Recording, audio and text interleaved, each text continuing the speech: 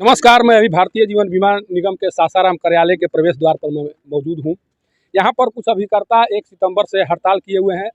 उनकी जो विभिन्न मांगे हैं शायद अभी तक नहीं मानी जा रही है। इसी कारण से लगातार अभिकर्ताओं में आक्रोश बढ़ते जा रहा है। आज आक्रोश अभिकर्ताओं में इतना बढ़ गया कि इनके द्वारा अपनी मूँछों को मुड़वा लिया गया है, ये कहते हुए कि सरकार अब सरकार के अंदर में वो दम नहीं रहा या सरकार के अंदर में वो क्षमता नहीं रही जिस क्षमता के बदौलत अभिकर्ताओं की मांगों को पूरा कर सके। अब कहा जाता है कि भारतीय जो संस्कृति और सभ्यता है उसमें मूंछ जो है वो शान का प्रतीक है और उसी शान को आज एक धराशायी कर दिया गया है अभिकर्ताओं के द्वारा। आखिर ऐसा क्यों करना पड़ा, हम इन्हीं से बात कर जानने की कोशिश करते हैं। कुछ अभिकर्ता हैं जो अभी अपनी मूँछों को मुड़वा रहे हैं, लगातार आक्रोश व्यक्त कर रहे हैं और इस आक्रोश के पीछे का कारण हम भी जानना चाह रहे हैं। इतना बड़ा जो जिसे शान का प्रतीक माना जाता है, पुरुषों के लिए ये एक शान का प्रतीक है, उस प्रतीक को आप धराशायी कर रहे हैं, क्या कारण है? शान का प्रतीक सरमोश तब रहता है जब पेट में अनाज रहता है। भारतीय जीवन बीमा निगम प्रबंधक और IRDA द्वारा अभिकर्ता का जो कमीशन जो मजदूरी होती है उस पर हथियार चलाने का काम चालू हो गया है। हथियार चलाते हुए भी ये छटनी का काम कर रहे हैं।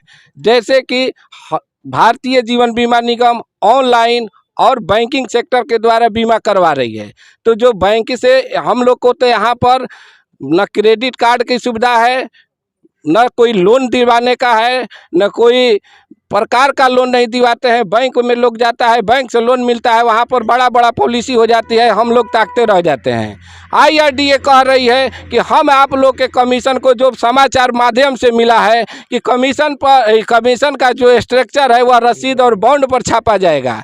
एक तरफ LIC कहती है कि 41 सेक्शन के तहत कमीशन देना अपराध है, वही वहाँ पर ऑनलाइन बीमा देने के साथ वह पार्टी को छूट दे रही है, जो कि सारा सर लालच भरी है। भारत सरकार को दोष हम यह दे रहे हैं कि जब IPO लाना था तो 5 ट्रिलियन की बात कर रहे थे।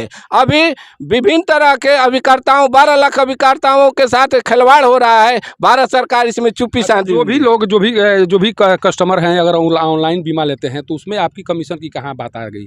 उसमें कमीशन की बात ये आ गई कि ऑनलाइन पर LIC खुद छूट देने की बात कर रही है। तो जब पार्टी को खुद छूट देगी, अभी एक कस्टमर हमारे साथ हैं, यहाँ पर नहीं है, उनको प्रबंधक द्वारा फ़ोन कर करके कहा गया है कि आप यदि ऑनलाइन बीमा कराते हैं तो इतना % का डिस्काउंट मिलेगा। तो जब LIC डिस्काउंटे देना है तो 1956 से जो एजेंट काम कर रहे थे उसका क्या होगा? इसलिए हम प्रबंधक को दोषी मान रहे हैं कि अन्य चैनल से वह बीमा न कराए, नहीं तो यह मेरी शान थी। कहीं भी चलते थे तो मैच मेरी शान। बताइए, इस सेक्टर में दो क्षेत्र है, 2 कंपनियां काम करती हैं, एक मान लीजिए LIC है और निजी सेक्टर के लोग भी काम करते हैं। क्या लगता है निजी सेक्टर के जो भी अभिकर्ता है उन्हें ज़्यादा सुविधा दी जाती है?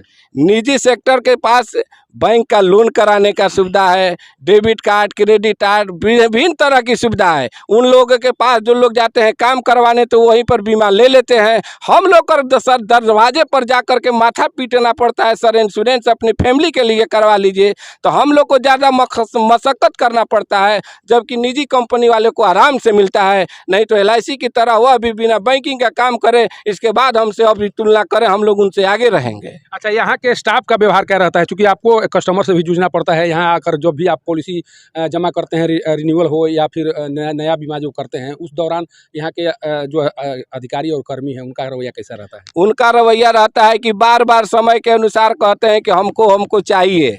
पब्लिक को नहीं ये लोग ट्रांसपेरेंसी करते हैं कि आपका KYC नहीं पूरा है, आप KYC जमा कीजिए। एजेंट जब पैसा लेकर के आता है तो KYC पूरा कीजिए। पैन कार्ड की मांग की जाती है। बैंक पासबुक जो भारत सरकार बैंक द्वारा देती है तो कहते हैं ये लोग आप लोग अटेस्टेड कीजिए। यह कहाँ का शोषण है? जब भारत सरकार बैंक उन लोग को रिलीज किया है उसी बैंक से सब काम हो रहा है। यहाँ पर चेक को हम लोग से जो चेक ओरिजिनल है, नाम प्रिंट है, उसको भी लोग कहते हैं कि नहीं प्रिंट कीजिए। जितना भी कागज हम लोग देते हैं सब उसका जिम्मेवारी हम लोग के जिम्मे देते हैं। ओरिजिनल पर भी ये लोग अपने को नहीं लेते हैं, हम ही लोग माने सबके मुर्गा का हम ही लोग हलाल होते रहे। देखिए क्या व्यथा है इन अभिकर्ताओं की व्यथा को सुनेंगे तो आप दंग रह जाएंगे, क्योंकि इन्हीं अभिकर्ताओं के बल पर जो एसी में बैठकर जो प्रबंधक है काम कर रहे हैं, इन्हीं के द्वारा जो कुछ किया जाता है, उन्हीं के टैक्स से जो भी है उनको वेतन मिलता है। और ये अभिकर्ता किस तरह से एक तरह कस्टमर से जूझते रहते हैं, लगातार कस्टमर से उनकी बात होती है, अगर सेवा में थोड़ी भी त्रुटि हो जाए तो कस्टमर इन्हें क्या क्या नहीं सुनाते हैं। लेकिन ये सब बात शायद यहाँ के अभिकर्ता, यहाँ के जो प्रबंधक है उन्हें पता नहीं है, यहाँ के जो भी अधिकारी हैं उन्हें पता नहीं है। जब वहाँ से कोई बीमा लेकर आता है उसके बाद में भी कई तरह की नुक्ताचीनी यहाँ किए जाते हैं। सबसे बड़ी बात यह है कि यहाँ बैठे प्रबंधक और यहाँ के जो भी ऊपर के मैनेजमेंट करता है, उन्हें जो नीचे की जो कठिनाइयाँ हैं शायद उन्हें पता नहीं है। सोचिए कि सुनने में आता है कि अगर आप अपना जो प्रपोजल है वो दे देते हैं, अगर प्रपोजल मिस कर गया तो कहा जाता है कि जब सिग्नेचर स्कैनिंग नहीं होता है तो कहा जाता है कि फिर से आप पार्टी से सिग्नेचर के लिए सिग्नेचर करा कर आइए। ये कितना शोषण होता है। अगर आपको प्रपोजल बनाकर दे दिया गया तो प्रपोजल रखने की जिम्मेदारी आपके ऊपर होनी चाहिए था, आप उसको संभाल कर नहीं रख पाते हैं। लेकिन आप जब अगर आपसे गलती होती है तो उसकी सजा कौन भुगतता है? तो अभिकर्ता भुगतता है। सोचिए कि अभिकर्ताओं का शोषण किस तरह से किया जाता है। यहाँ एसी में बैठे अभिकर्ता प्रबंधक को शर्म आनी चाहिए कि इन्हीं अभिकर्ताओं के बदौलत आपको सब कुछ प्राप्त होता है। एसी में रहने का अवसर प्राप्त होता है, गाड़ी पर चलने का मौका मिलता है। लेकिन ये प्रबंधक इन्हें ये नहीं सुन रहा है कि 1 तारीख से जो अभिकर्ता हैं जो जूझ रहे हैं, जिनकी मांगे जायज़ हैं, उस पर विचार किया जाए, उन्हें बताया जाए कि हमारे अभिकर्ता किस तरह से काम करते हैं। क्योंकि अभिकर्ताओं के बारे में सबसे ज़्यादा प्रबंधक ही जानते हैं, उन्हें उनके द्वारा ही बताया जाना चाहिए। जो ऊपर के जितने भी मंडल प्रबंधक हैं या जो भी प्रबंधक है, उन्हें बताया जाना चाहिए कि किस तरह से अभिकर्ता काम करते हैं, उनके साथ किस तरह की कठिनाई आती है। लेकिन ये तो इन्हें तो बस अपनी सुविधाओं की पड़ी है, इनकी सुविधाओं में कोई कटौती नहीं हो रही है, जिस कारण से इन अभिकर्ताओं का दर्द उन्हें पता नहीं चल पा रहा है। लेकिन जिस दिन अभिकर्ता काम करना बंद कर देंगे, इनका एसी भी उसी दिन बंद हो जाएगा, इनका वाहन भी उसी दिन बंद हो जाएगा। ये अभिकर्ताओं के ताकत को समझ नहीं रहे हैं। जिस दिन अभिकर्ता अपनी ताकत पर उतर आए, शायद उस दिन यहाँ पर ताले लटके रहेंगे। कारण कि जब कोई पॉलिसी लाने वाला नहीं रहेगा। आप ऑनलाइन की बात करते हैं, यहाँ पर कितने लोग ऑनलाइन की बात के बारे में जानते हैं? ऑनलाइन आप में दम है। मैं एक पत्रकार होने के नाते आपको चैलेंज देता हूं, अभिकर्ताओं को बैठाकर ऑनलाइन बिजनेस करके दिखा दीजिए। 31 मार्च को जो रिजल्ट आएगा उसमें पता चलेगा कि आपका परफॉर्मेंस क्या है। तब पता चलेगा कि अभिकर्ताओं का महत्व क्या है। आज आपकी अभिकर्ताओं का महत्व भले पता ना चले, लेकिन जिस दिन अभिकर्ता ठान लेंगे, जिस दिन आपको बताने पर उतारू हो जाएंगे, तब आपकी कंपनी जो आज LIC को बहुत बड़ा दिखाते हैं कि इतनी बड़ी कंपनी है, उस दिन पता चल जाएगा आप कितनी बड़ी कंपनी का प्रबंधक हैं और किस तरह से काम कर रहे हैं। अभिकर्ताओं को इतना मत सताइए कि अभिकर्ता अपने आबरू बचाने के लिए आज तो मुँह छुड़वाए हैं, कल आपके कार्यालय में तालाबंदी भी करने पर उतारू हो जाएंगे। और वो दिन दूर नहीं जिस दिन में ये अभिकर्ता वो ऐसे निर्णय ले बैठे हैं, जिस निर्णय के बदौलत आपके इस कार्यालय में ताले पड़ जाएंगे और उस ताले के बदौलत आप यहाँ सुरक्षित रह पाएंगे, न आपके कर्मी सुरक्षित रह पाएंगे।